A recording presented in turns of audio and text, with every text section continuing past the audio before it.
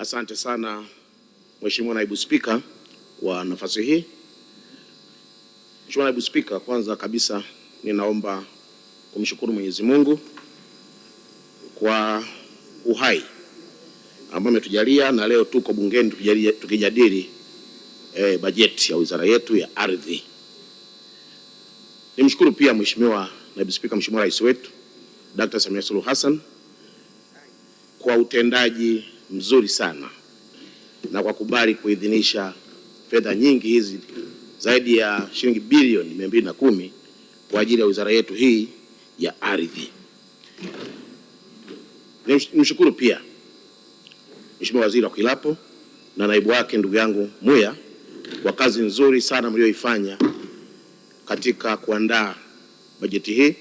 Pia niwashukuru watendaji wote wa wizara kwa msaada mkubwa ambao mmeutoa kwa viongozi wetu na kufikia bajeti ambayo tumeisikia hivi karibuni. Mheshimiwa Naibu Spika, nianze mchango wangu mara moja kabisa kuhusiana na suala la migogoro ya ardhi. Mheshimiwa Naibu Spika, wachangiaji wengi wamechangia na wamekuwa wakichangia kuhusu suala la migogoro ya ardhi, na baadhi wamechangia muda si mrefu na kutoa mapendekezo mbalimbali. Mheshimiwa Naibu Spika, mimi nakubaliana na mapendekezo yote, lakini naomba niseme kitu kimoja. Mheshimiwa Naibu Spika, wizara yetu ya ardhi inaitwa Wizara ya Ardhi, Nyumba na Maendeleo ya Makazi. Hiyo ndio jina la wizara yetu, Mheshimiwa Naibu Spika. Mheshimiwa Naibu Spika, sina hakika sana kama kwenye suala la mipango miji tumefanya vizuri sana. Nasema hivyo Mheshimiwa Naibu Spika kwa sababu maafisa wetu wa ardhi ambao wako kwenye halmashauri hawa ni waajiriwa wizara ya ardhi na wala sio waajiriwa TAMISEMI. Mheshimiwa Naibu Spika, mimi niseme kwamba moja ya migogoro ya ardhi ni huu mfumo tulionao wa maafisa wetu wa ardhi kuwepo katika halmashauri zetu, lakini ni waajiriwa wa wizara ya ardhi, nyumba na maendeleo ya makazi. Na pia mamlaka ya nidhamu ya watumishi hawa haipo wizara TAMISEMI, ipo wizara ya ardhi na maendeleo ya makazi. Mheshimiwa Naibu Spika, ni imani yangu kwamba hiki yaweza kuwa ni kiini kikubwa sana cha migogoro ya ardhi katika nchi nzima. Nilikuwa naomba nipendekeze Mheshimiwa Naibu Spika mapema kabisa kwamba ufanye uamuzi na ikiwezekana kama taratibu zinaruhusu maafisa hawa wapelekwe moja kwa moja TAMISEMI waweze kuwajibika TAMISEMI. Ni jambo ambalo linatisha Mheshimiwa Naibu Spika. Mimi ni bunge la jimbo la Dodoma mjini, lakini migogoro ya ardhi iliyoko hapa na kwa kuwa sasa ni makao makuu ya nchi, migogoro ambayo wakati mwingine inatisha na wakati mwingine inawafanya wamiliki wa ardhi wa asili na walioimiliki kirahisi kihalali kuonekana kama ni wageni katika nchi hii. Mheshimiwa Naibu Spika, juzi wakati Mheshimiwa Waziri Mkuu anaongea na wakazi wenye migogoro ya ardhi pale ofisi ya mkuu wa mkoa, watu walikuwa ni wengi. Inasikitisha Mheshimiwa Naibu Spika, unayo ardhi yako umeimiliki toka awali, lakini anakuja mtu anakuambia mimi na hati yangu hii nimeipata, ardhi hii ni ya kwangu, wakati wewe umezaliwa pale pale unamiliki ardhi halali. Ninaomba Mheshimiwa Naibu Spika, nikuombe ndugu yangu Kilapo, angalieni utaratibu huo. Ikiwezekana hawa maafisa mwapeleke moja ya TAMISEMI. Kwani TAMISEMI haiwezi kuwaajiri na kuwalipa mshahara. Ni lazima wawajibike wizara ya ardhi. Anafanya makosa afisa, lakini anachokifanya mkurugenzi ni kuandika taarifa tu kwamba huyu amefanya double allocation, lakini kitafanyika nini? Ni jambo ambalo kwa kweli linaleta shida kwa wamiliki halali wa ardhi. Naomba niishie hapa kwa swala hili. Kwa hiyo moja kwa moja naomba tu wizara hizi mbili zisomane. Jambo la pili, Mheshimiwa Naibu Spika, naomba kuongelea kuhusiana na sera yetu ya ardhi ya mwaka 95 na mapitio yake mwaka 2023.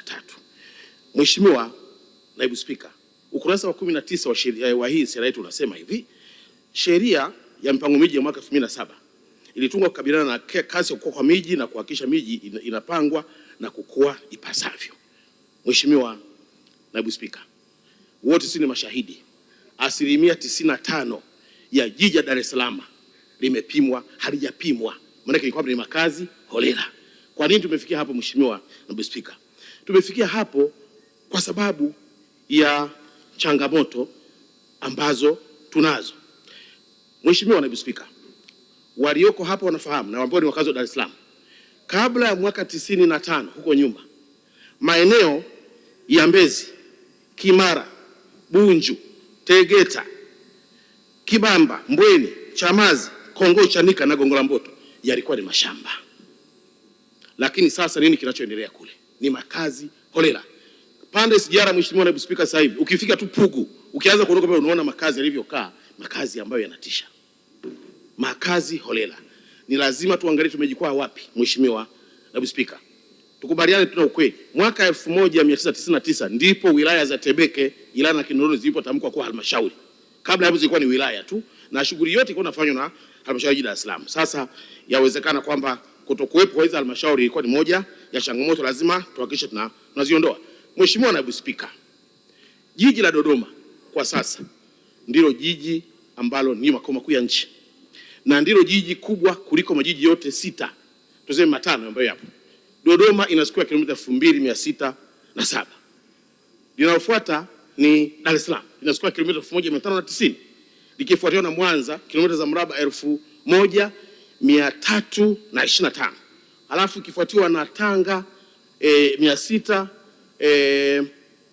Arusha 272 na mwisho Mbeya 252.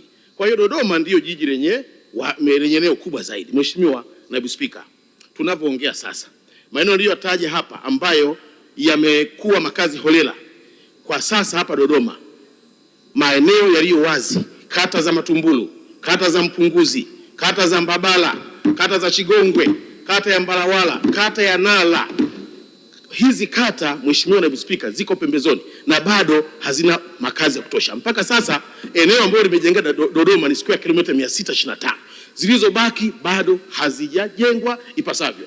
Naomba nipendekeze, Mheshimiwa Naibu Spika, wizara, ndugu yangu Dr. Kwilapo, kwenye bajeti yako sijasikia chochote kuhusiana na tunafanya nini ili maeneo haya yaweze kupimwa mapema na kuwekewa miundombinu. Mheshimiwa, kinachoendelea sasa hivi, halmashauri zinapima maeneo lakini hazichongi barabara, na ndicho kilichotokea Dar es Salaam.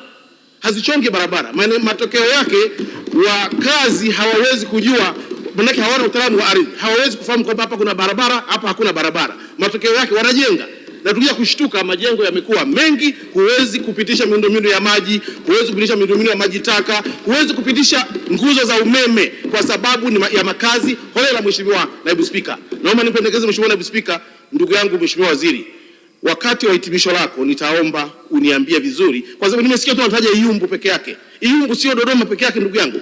Yako maeneo Ipala, Chahwa, Hombolo hayajapimwa, lakini sijasikia chochote kwamba maeneo haya yatapimwa kwa taratibu gani ili tuweze kuepuka makazi holela katika jiji la Dodoma miaka 50-60 ijayo.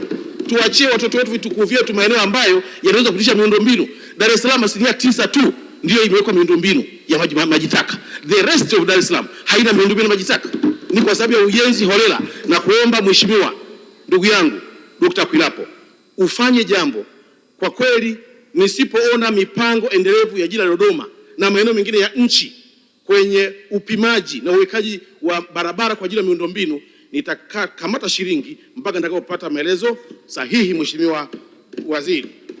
La mwisho, Mheshimiwa Naibu Spika, maeneo niliyotaja Dodoma ambayo yako wazi yana milima pia, na nataka nikuthibitishie, tusipochukua hatua za haraka sasa hivi, milima hiyo itajengwa makazi holela kama unavyoona Mwanza kule Bugando, ama kama unavyoona Morogoro kwenye milima ya Uruguru. Watu wajijengea wanavyojisikia wenyewe. Naomba nipendekeze, Mheshimiwa Naibu Spika, maeneo haya ya milima ambayo sio milima mikubwa sana yapimwe kama vile tunavyoona South Africa pale Johannesburg, tunapoona Pretoria, milima yamepimwa maeneo, wanapewa watu wenye uwezo, wanajenga kwa masharti maalum, kupanda miti, kuweka utaratibu mzuri. Tukiachia hivi tukanyamaza, watajenga watu wetu na hatutaweza kuwabomolea kwa sababu sio binadamu. Mheshimiwa Naibu Spika, baada ya kusema hayo, naomba kuunga mkono hoja, lakini naomba ndugu yangu Mheshimiwa Waziri unipe maelezo ya kutosheleza ya unafanya nini na jiji la Dodoma lenye square kilomita 2607. Tusije tukawa na jiji siku zinazokuja ambalo ni kubwa halafu halina miundombinu, halina barabara kama ndivyo katika jiji la Dar es Salaam. Asante sana, naomba kuona hoja mheshimiwa.